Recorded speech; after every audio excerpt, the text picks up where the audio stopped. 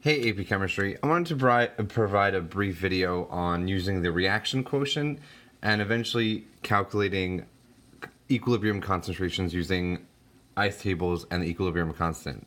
So let's say, for example, we're just going to use this one chemical reaction, and I found out that through the progress of the reaction that the concentration of HC2H3O2 was equal to 1 molar. The concentration of H plus was equal to 0.0035 molar. And the concentration of C2H3O2 minus was also equal to 0.0035 molar. Is the reaction product favored? Is it reactant favored? Or is it at equilibrium? And these are progress concentrations. So when a reaction is monitored, and then all of a sudden we get the concentrations of reactants and products, we're gonna call a value known as the reaction quotient. It's calculated in the same way as K, but K is at equilibrium. For this chemical reaction, I already know that Kc is going to be given to me as 1.8 times 10 to the minus fifth. Okay, so that's something that's given to me. If I calculate Q is going to be concentration of products raised to some power over concentration of reactants raised to some power. And it's calculated in the same fashion as we would do equilibrium. So let's say I'll just do my concentration of products, which would be 0.0035 molar times 0.0035 molar all over 1 molar.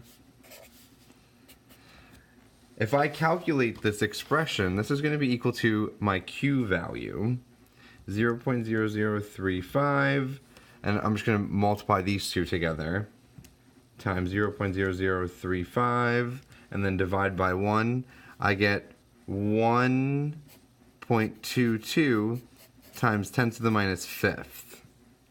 Okay? So, this is my Q value. It looks like my Q value is less than my K value. This 1.22 times 10 to the minus fifth is definitely smaller than my 1.8 times 10 to the minus fifth.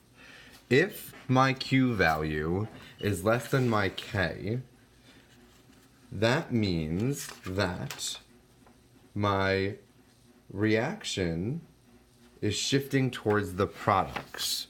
All right, so to become an equilibrium, I have to shift towards the product. So if Q is less than K, this is product favored. Okay, that is all you have to do when figuring out if a reaction in progress is product, reactant, or equilibrium favored. On a side note, if Q was greater than K, that would mean it was reactant favored. Okay, and if Q is equal to K, we call that this is an equilibrium. So this is just me showing you the calculations required for Q and K. And your textbook explains to you the significance of Q and what that means, and why, if Q is less than K, it'd be product favored, and why, if Q is greater than K, it'd be reactant favored. I'm going to end this video here, so it's just a brief video on using Q and K, and my next video will show how I could use ice tables and the equilibrium constant to solve for equilibrium concentrations.